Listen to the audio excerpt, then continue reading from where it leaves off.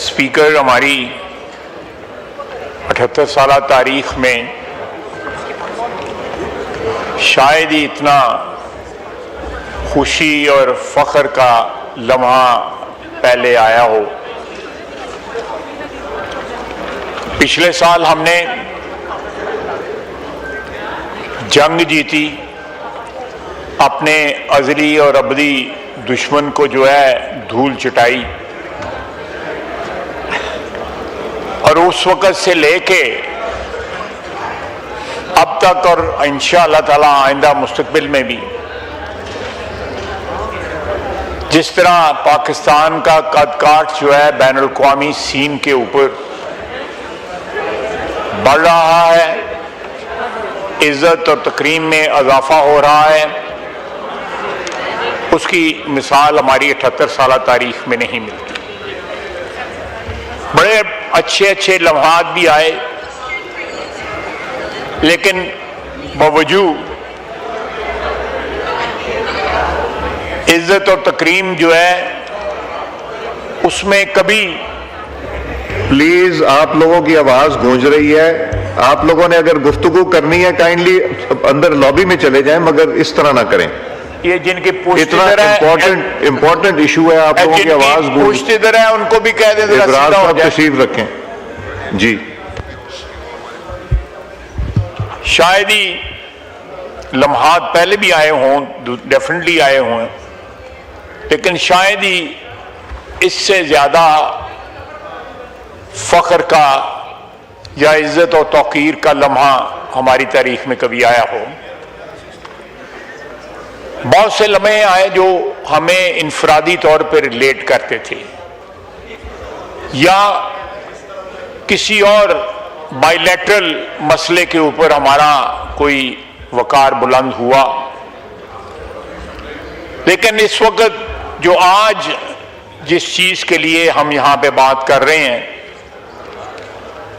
उसमें दुनिया के तूलो अर्ज में पाकिस्तान की जो है तारीफ की जा रही है। अल्हम्दुलिल्लाह, यूरोपियन ममालिक, हमारे भाई जो हैं, जो मुसलमान ममालिक हैं, वो हमारे दोस्त जो हैं हमारे रीजन में एंड बियॉन्ड आवर रीजन, सब हमारी लीडरशिप की, वज़ीर आज़म पाकिस्तान शहबाज शरीफ की और फील्ड मार्शल आसिम मुनीर साहब की जिस तरह तारीफ की जा रही है, और ये पाकिस्तान की तारीख में अगर ये माजी के अंदर इस किस्म की कोऑर्डिनेशन और इस किस्म की इत्तेहाद और अंडरस्टैंडिंग जो है इन दो शहरों में होती, तो शायद हम बहुत सी ट्रेजेडीज से, बहुत से सानेहात जो हैं उनसे बच जाते। लेकिन शुक्र है, मैं अपनी क़यादत की बसीरत की दाद देता हूं कि उन्होंने माजी को सामने रखते हुए एक ऐसे रिश्ते और एक ऐसे रिलेशनशिप का आगाज किया जिसके डिविडेंड्स जो है हमारे सामने हैं। पहले जंग की सूरत में, फतह की सूरत में, एक अज़ली दुश्मन के ऊपर फतह की, और फतह भी जो है वो इतनी कंक्लूसिव कि किसी के ज़हन में शक शुबे की कोई गुंजाइश ना रही। अमेरिकन प्रेसिडेंट ने, मेरा ख्याल है, कोई 7100 वारी जड़ा है गरी तारीफ की थी। 60-70 दफा उन्होंने हमारी उस फतह की जो है तारीफ की है, उसको एंडोर्स किया है, और हिंदुस्तान के अंदर भी जो है इस बात का इतराफ किया जा रहा है कि पाकिस्तान को हिंदुस्तान के ऊपर उस जंग में भी बरतरी थी, और आज सफारती महाज के ऊपर भी पाकिस्तान को हिंदुस्तान पे बरतरी। जनाब स्पीकर, ये बहुत बड़ी कामयाबी है ये सबसे बड़ा विरसा है जो हम आने वाली नस्ल को देके जा रहे हैं कि पिछले 2-3 साल में पाकिस्तान का कद काठ जिस तरह बढ़ा है, बावजूद कंट्रोवर्सी के, हमारे अंदर कंट्रोवर्सीज हैं, उनसे इनकार नहीं किया जा सकता।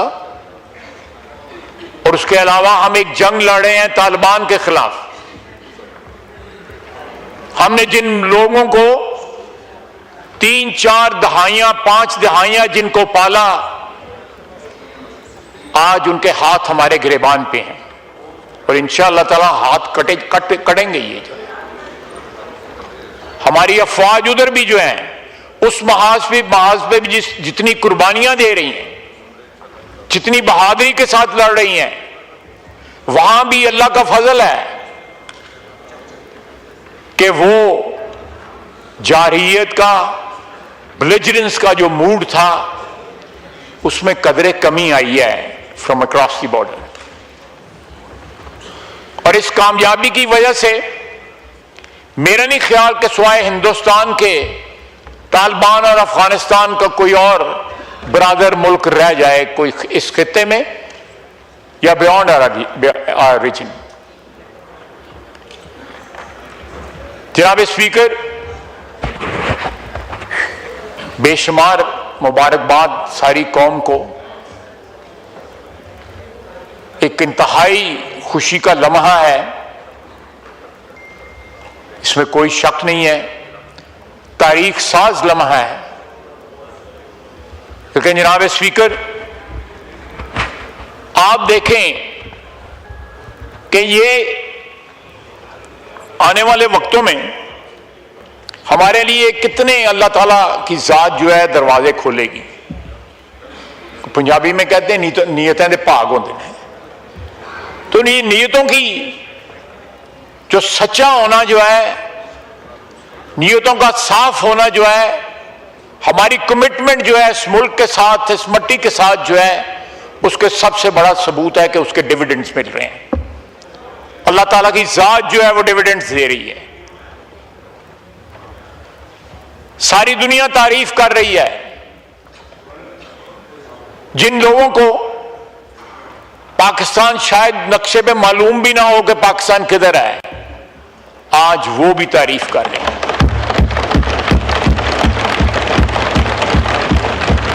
हमारी ये कामयाबियां जो हैं हमारी शिनाख्त बन गई हैं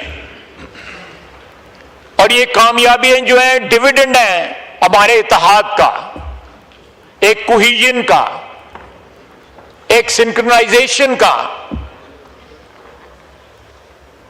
जो माजी में मफकूद रहा या थोड़ी देर के लिए रहा, उसके बाद वो फिजल आउट कर गया। ये बसीरत है हमारी क़ियादत की। अल्लाह ताला इस इत्तेहाद को, इन पॉलिसीज को, इस सिंक्रोनाइजेशन को जारी और सारी रखे, क्योंकि इसमें मुल्क की बका है, इसमें मुल्क की जो है जिंदगी है। हमारी आने वाली नस्लों के लिए हम एक विरसा तैयार कर रहे हैं। शायद हमारे पास 75-76 साल में बहुत सी गलतियां, खुताइयां, ठोकरें जो हैं, हमारी तारीख जो है उससे भरपूर है। लेकिन आज पिछले 2 साल की, 2.5 साल की जो तारीख आपको बता रही है कि Pakistani all over the world, जहां जहां पाकिस्तानी आबाद हैं, वो फख्र से अपनी शनाख्त बता रहे हैं कि मैं पाकिस्तानी हूं और मेरे वतन ने एक 5 गुना बड़े दुश्मन को शिकस्त दी। और आज मेरा वतन जो है सारी दुनिया की तमन्नाओं का और उम्मीदों का मरकज बना हुआ है कि अमन कायम होगा, खलीज फारस खुलेगी, हुर्मुज़ खुलेगी, तेल की जो है दोबारा तरसील शुरू होगी, गैस की तरसील शुरू होगी। खलीज फारस के दोनों तरफ हमारे भाई हैं, एक तरफ ईरान है, दूसरी तरफ हमारी बहरीन है, कुवैत है, ओमान है, यूएई है, कतर है, सऊदी अरेबिया है, हमारे भाई हैं। और वो हमारे भाई जो हैं हमें उतने ही अजीज हैं। हम इन भाइयों में जिस तरह सुलह का किरदार अदा कर रहे हैं, हमारा दीन भी हम पे ये फर्ज करता है, हमारा दीन भी ये हम पे लाजम करता है, makes it incumbent upon us कि हम उनमें सुलह की। ये बड़ी मशहूर हदीस है कि मोमिनों में सुलह करो। और ये आने वाले वक्तों में इसके बेशुमार डिविडेंड्स होंगे। जो पाकिस्तान जो है अपनी रोजगार की वजह से या अपनी मजदूरी की वजह से या किसी और वजह से जो पहचाने जाते थे कि इनको अपने मुल्क में रोजगार नहीं मिलता, ये बाहर आके जो है काम करते हैं, हमारे लिए वो भी बाइस इज्जत है। मैं खुद उसी बरादरी से ताल्लुक रखता हूं, 13 साल मैं मुल्क से बाहर रहा, लेकिन हमें उस जंग में भारत ने जो हमने फतह हासिल की और आज ये जो मुकाम हमने हासिल किया है, हमें एक नई शिनाख्त मिली है कि पाकिस्तान की जो क़यादत है वो अपने मुल्क से कहीं बियॉन्ड जो है सुलह का किरदार जो है एक बैनुल अक़वामी जो फ्यूड है, जो बेसिकली जो है ज़ायनिस्ट रजीम ने, इजराइल ने जो जनरेट किया हुआ है, उसको रोकने की सलाहियत रखता है, उसमें सुलह का किरदार अदा कर सकता है।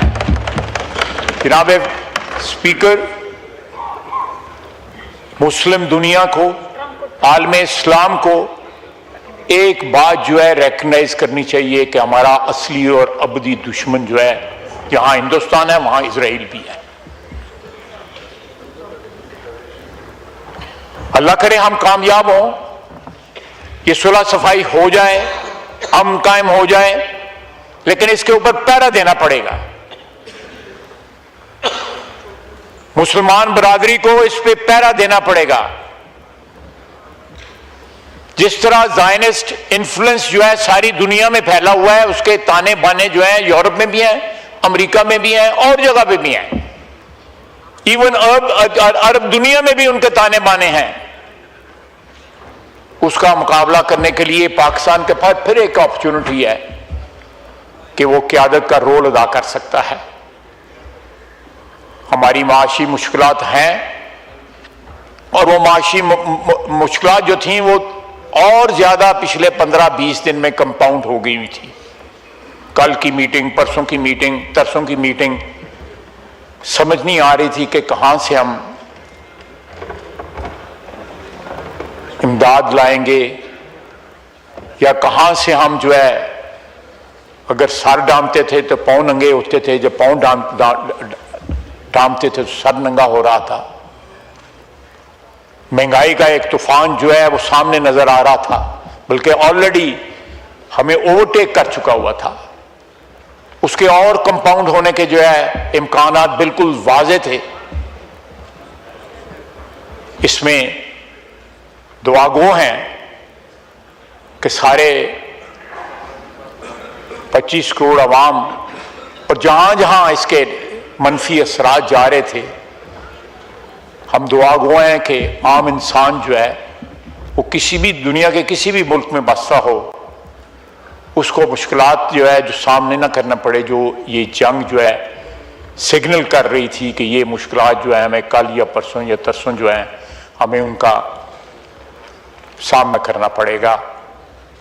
मैं एक दफ़ा फिर जनाब स्पीकर अपने वज़ीर आज़म और सिपह सलार दोनों की ये जो टीम है उसकी कामयाबी की उनको मुबारकबाद देता हूं और साथ ही साथ दुआ करता हूं कि अल्लाह ताला जो है उनको आइंदा आने वाले दिनों में भी कामयाबी दे और ये मुज़ाकरात जो है कामयाब हों, पाकिस्तान जो है मजीद सुरखरू हो, पाकिस्तान की इज्जत में मजीद इजाफा हो, तकरीम में इजाफा हो और पाकिस्तान का नाम जो है आलमी बरादरी के अंदर जो है इज्जत और इहतराम के साथ लिया जा सके।